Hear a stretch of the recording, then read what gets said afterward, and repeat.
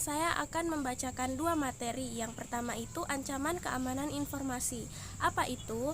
Ancaman keamanan informasi merupakan segala bentuk potensi bahaya yang dapat merusak, mencuri, ataupun mengganggu informasi penting dalam sistem komputer, jaringan, maupun perangkat digital.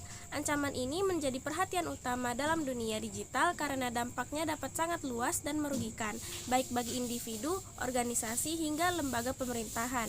Secara umum, ancaman ini dapat mengganggu tiga pilar utama keamanan informasi. Yang pertama ada kerahasiaan, yaitu informasi tidak boleh diakses oleh pihak yang tidak berwenang. Yang kedua ada integritas, informasi harus tetap akurat dan tidak diubah secara tidak sah.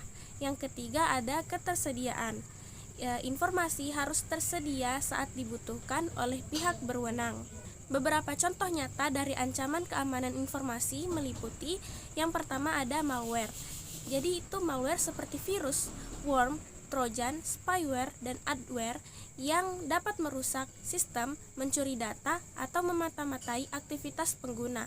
Yang kedua ada phishing, yaitu teknik penipuan dengan menyamar sebagai terpercaya, misalnya bank ataupun layanan digital, untuk mendapatkan informasi sensitif seperti kata sandi ataupun nomor kartu kredit. Yang ketiga ada ransomware, jenis malware yang mengenkripsi data milik korban dan meminta tebusan agar data bisa diakses kembali. Keempat ada serangan DDoS, di mana penyerang membanjiri server ataupun jaringan dengan lalu lintas yang sangat besar hingga layanan menjadi lumpuh. Ancaman-ancaman ini semakin kompleks karena perkembangan teknologi seperti internet, kecerdasan buatan, dan cloud computing juga membawa celah keamanan baru yang bisa dimanfaatkan oleh penyerang cyber. Oleh karena itu, pemahaman terhadap jenis-jenis ancaman ini sangat penting agar individu maupun organisasi bisa mengenali risiko-risikonya lebih dini, menyusun strategi pertahanan yang efektif, dan menerapkan tindakan pencegahan yang sesuai. Dampak dari serangan keamanan informasi tidak hanya berupa kerugian secara finansial, tetapi juga bisa mencakup kehilangan data penting ataupun data pelanggan, kerusakan reputasi yang sulit diperbaiki, gangguan layanan publik misalnya di sektor kesehatan, keuangan, ataupun pemerintahan, bahkan potensi pelanggaran hukum jika organisasi terbukti lalai menjaga keamanan data pengguna. Nah, selanjutnya ada materi teknologi dan solusi keamanan informasi. Nah, untuk melindungi data dan sistem dari berbagai ancaman, dikembangkan berbagai teknologi dan solusi keamanan informasi. Tujuan utama dari teknologi ini adalah memastikan bahwa informasi tetap aman, tidak dimodifikasi tanpa izin, dan tersedia saat dibutuhkan oleh pengguna yang sah. Untuk melawan ancaman tersebut, digunakan berbagai teknologi keamanan, contohnya firewall untuk memfilter dan membatasi lalu lintas jaringan berbahaya, antivirus untuk mendeteksi dan menghapus malware, enkripsi untuk mengamankan data saat disimpan atau dikirimkan, serta sistem deteksi intrusi yang memantau aktivitas mencurigakan di jaringan. Selain itu, autentikasi multifaktor menambah lapisan keamanan akun pengguna. Solusi keamanan juga mencakup pelatihan kesadaran siber bagi karyawan agar tidak mudah tertipu phishing. Kombinasi teknologi, kebijakan, dan edukasi adalah cara efektif untuk menjaga keamanan informasi di era digital ini.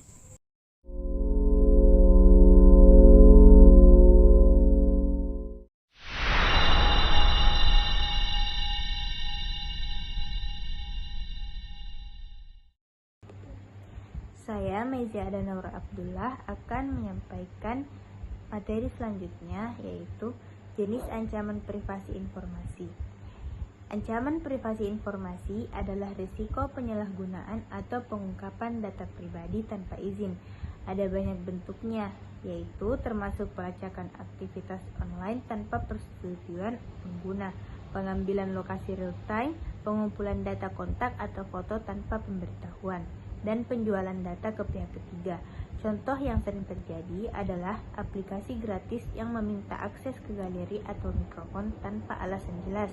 Selain itu, perusahaan atau situs web kadang menanam cookie pelacakan yang memprofil perilaku pengguna untuk iklan tertarget.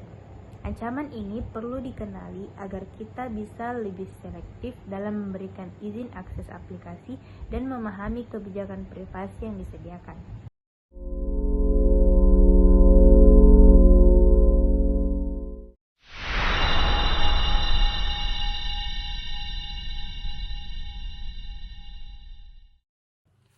Baik, materi yang saya bawakan kali ini adalah konsekuensi pelanggaran privasi informasi. Privasi informasi merupakan salah satu aspek penting dalam era digital saat ini. Setiap individu, organisasi maupun institusi pemerintah memiliki tanggung jawab untuk menjaga dan melindungi data pribadi serta informasi sensitif yang dimilikinya. Pelanggaran terhadap privasi informasi dapat menimbulkan berbagai konsekuensi serius, baik bagi individu yang informasinya disalahgunakan, maupun bagi pihak yang melakukan pelanggaran. Konsekuensi tersebut dapat berdampak pada aspek hukum, sosial, ekonomi, dan psikologis. Nah, salah satu konsekuensi utama dari pelanggaran privasi informasi adalah kerugian finansial. Saat data pribadi seperti nomor rekening, kartu kredit, atau informasi akun perbankan dicuri dan digunakan oleh pihak yang tidak berwenang, individu yang menjadi korban dapat mengalami kerugian materi yang besar. Misalnya, akun perbankan seseorang bisa dibobol dan uangnya bisa disalahgunakan untuk transaksi ilegal. Tidak hanya itu, pencurian data perusahaan seperti informasi pelanggan, data transaksi, atau laporan keuangan dapat menimbulkan kerugian bisnis yang sangat besar. Bahkan berpotensi membuat perusahaan kehilangan kepercayaan publik dan mengalami kebangkrutan. Selain kerugian finansial, pelanggaran privasi informasi juga dapat menimbulkan dampak psikologis bagi korban. Individu yang informasinya tersebar tanpa izin dapat mengalami rasa cemas, stres, hingga trauma. Misalnya, jika data pribadi seperti alamat rumah, nomor telepon, atau riwayat medis seseorang disebarkan ke publik, korban bisa merasa terancam, malu, dan kehilangan rasa aman dalam kehidupan sehari-hari. Dalam beberapa kasus, pelecehan atau intimidasi melalui media sosial atau email juga bisa terjadi akibat data pribadi yang bocor ke tangan orang yang tidak bertanggung jawab. Di sisi hukum, pelanggaran privasi informasi memiliki konsekuensi ilegal yang berat. Banyak negara termasuk Indonesia telah memiliki regulasi yang mengatur tentang perlindungan data pribadi. Misalnya, di Indonesia, Undang-Undang Nomor 27 Tahun 2022 tentang perlindungan data pribadi mengatur bahwa setiap orang yang dengan sengaja dan tanpa hak mengungkapkan data pribadi milik orang lain dapat dikenai sanksi pidana maupun denda administratif. Perusahaan atau institusi yang lalai dalam menjaga keamanan data pelanggannya juga dapat dikenakan sanksi hukum, bahkan tuntutan ganti rugi dari pihak korban. Reputasi organisasi juga memiliki taruhannya ketika terjadi pelanggaran privasi informasi dalam dunia bisnis. Kepercayaan pelanggan merupakan aset yang sangat penting. Kebocoran data pelanggan dapat membuat reputasi sebuah perusahaan hancur dalam waktu yang singkat.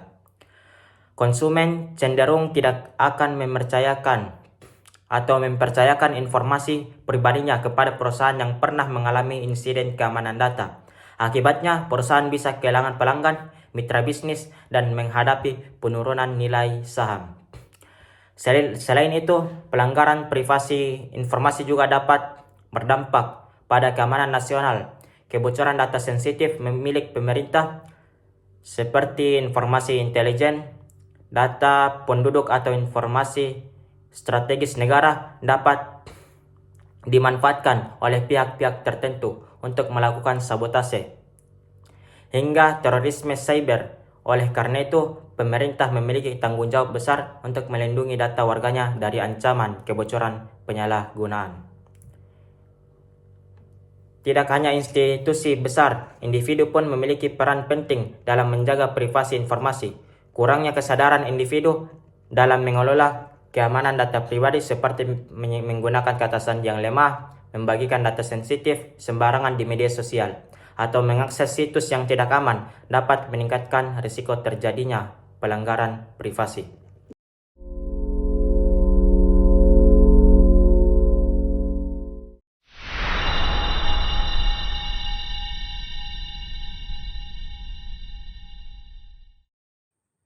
Teknologi dan solusi untuk privasi informasi, yaitu untuk menjaga privasi informasi, teknologi menjadi kunci penting. Salah satunya adalah enkripsi end-to-end seperti pada layanan WhatsApp yang membuat hanya pengirim dan penerima bisa membaca pesan. VPN atau Virtual Private Network menyembunyikan alamat IP pengguna dan mengamankan lalu lintas internet agar tidak mudah dilacak. Pengelolaan izin aplikasi juga penting, agar pengguna dapat mengatur data apa saja yang boleh diakses oleh aplikasi di perangkat. Selain itu, pengaturan cookie pada situs web memberikan kontrol kepada pengguna terhadap data yang dikumpulkan untuk iklan atau analitik. Semua solusi ini bertujuan memberi kendali lebih besar kepada pengguna atau informasi pribadinya.